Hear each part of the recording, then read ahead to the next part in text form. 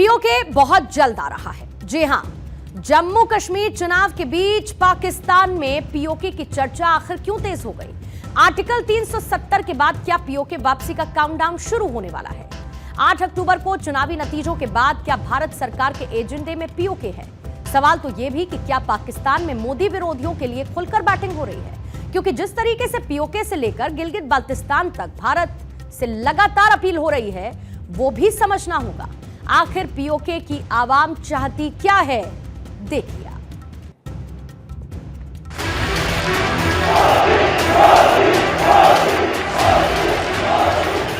बहनों भाइयों, यहाँ भी सरकार बनाइए। यहाँ के विकास को देखकर पीओके के लोग कहेंगे जब हम पाकिस्तान के साथ नहीं रहना चाहते, हम भारत के साथ जाना चाहते हैं।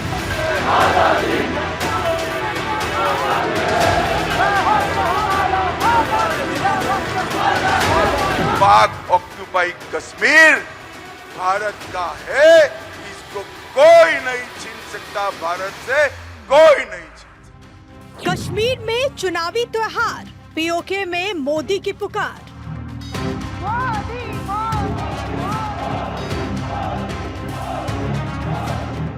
जिन्ना लैंड देखता रहेगा, हिंदुस्तान में पीओके मिलेगा।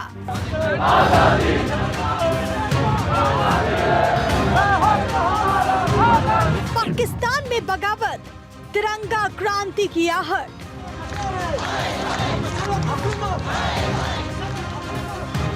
पाकिस्तान के आवाम को इस बात का बखूबी इल्म है कि उसे पीएम मोदी जैसा नायक चाहिए जो उसे संकट से उबार सके, आर्थिक संकट से जूझते मुल्क की हालत सुधार सके। हिंदुस्तान जैसी अर्थव्यवस्था मजबूत कर सके। पाकिस्तान के हालात बद से बदतर हो रहे हैं और पीओके की आवाम मोदी मोदी पुकार रही है। आजादी, आजादी, आजादी, आजादी। एक वक्त था जब कश्मीर में आजादी के नारे लगते थे, पत्थरबाजी होती थी और ये सब स्पॉन्सर्ड था हमारे पड़ोसी देश पाकिस्तान से। लेकिन अब नजारा बदल गया है। अब कश्मीर के विकास को देखकर पीओके के लोग आजादी की मांग कर रहे हैं। पीओके के लोग भारत से मिलना चाहते हैं। वो ये कह रहे हैं कि जिस तरीके से कश्मीर के आवाम तरक्की कर रहा है, कश्मीर में विकास हो रहा है, हमें भारत में मिलना। पीओके, बलूचिस्तान, गिलगित बाल्टिस्तान भारत से गुहार लगाते रहे हैं और ऐसी कई तस्वीरें भी पाकिस्तान से सामने आई जहां की आवाम को मोदी में महानायक नजर आता है, क्योंकि भारत बुद्ध का देश है। यहाँ न आतंक के लिए कोई जगह है और न ही आतंकियों को पनाह देने वालों के लिए। ये वो पीओके है जहां आए दिन पाकिस्तान के खिलाफ प्रदर्शन होते हैं। पिछले कुछ वक्त में पीओके से लेकर गिलगित बाल्टिस्तान में पाकिस्तान की शहबाज शरीफ सरकार के खिलाफ बगावत का झंडा बुलंद हुआ। रक्षा मंत्री, गृह मंत्री और प्रधानमंत्री तीनों ये बात कह चुके हैं कि पीओके भारत का अभिन्न अंग है। लेकिन सवाल है कब, ये कब तक होगा? तो इस पर जब अमित शाह से सवाल पूछा गया तो उन्होंने पलट के कहा कि आपको बता के थोड़ी करेंगे। सही बात है, आज से पहले जो बड़े फैसले लिए गए, जिसको भारतीय जनता पार्टी अपना संकल्प मानती है, वो कभी भी बताकर नहीं हुए। और शायद भारतीय जनता पार्टी का यह मानना है कि बताने के बाद वो संभव नहीं थे। बिना बताए ही उन्होंने इतने बड़े फैसलों को अंजाम तक पहुंचाया। पीओके कैसे मिलेगा, कैसा मिलेगा, पूरा मिलेगा या आधा मिलेगा, यह भी सामने आना बाकी है।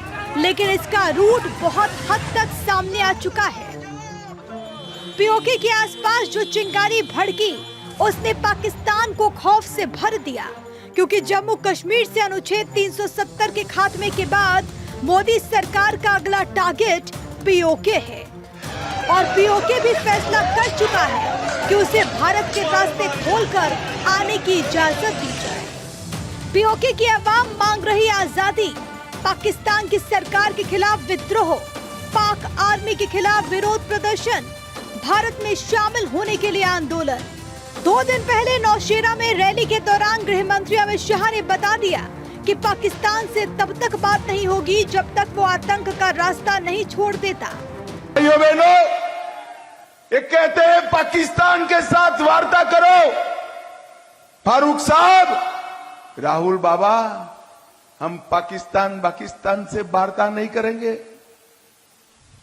हम जब तक आतंकवाद समाप्त नहीं होता है, पाकिस्तान से वार्ता करने के पक्ष में नहीं है। अगर बात करनी है तो मेरे नौसेरा के शेरों के साथ बात करेंगे। पाकिस्तानी मीडिया में भी पीओके को लेकर चर्चा जोरों पर है। जम्मू कश्मीर में राउंड 1 की वोटिंग हो चुकी है और अब बारी है सेकंड राउंड की। ये वो जम्मू कश्मीर है जहां आज पत्थरबाजी नहीं, लोकतंत्र का उत्सव धूमधाम से मनाया जाता है और पाकिस्तान इस बात से परेशान है। लेकिन वहां पीओके से लेकर गिलगित बाल्टिस्तान की आवाम इस चुनाव से बेहद खुश है और पीएम मोदी भी विरोधियों पर हमलावर हैं। पाकिस्तान कैसे घाटी में कांग्रेस और नेशनल कॉन्फ्रेंस के अलायंस से खुश है, इसका जिक्र भी पीएम मोदी ने उधमपुर रैली में किया था। खून खराबे के उस पुराने दौर को फिर लौटाना चाहते हैं। साथियों, कांग्रेस नेशनल कॉन्फ्रेंस को लेकर जम्मू कश्मीर में भले ही उत्साह न हो, लेकिन पड़ोसी देश इन्हें लेकर बहुत उत्साह में है।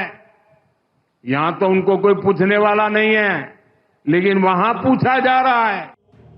पाकिस्तान को संयुक्त राष्ट्र के सामने हाल ही में पाकिस्तानी एक्टिविस्ट ने बेनकाब करके रख दिया। गिलगित बाल्टिस्तान के नेता और कार्यकर्ता सज्जाद राजा ने भारत के पक्ष को मजबूत करते हुए पाक आर्मी का कच्चा चिट्ठा खोलकर रख दिया। सज्जाद राजा ने कहा कि 22 अक्टूबर 1947 को पाक आर्मी ने जम्मू कश्मीर पर हमला किया था और हमारी जमीन पर कब्जा कर लिया। तभी से पाकिस्तान हमारे इलाके से प्राकृतिक संसाधनों की चोरी कर रहा है। पाकिस्तान की सेना दुनिया में बिजनेस चलाने के लिए और व्यापार के लिए बदनाम है।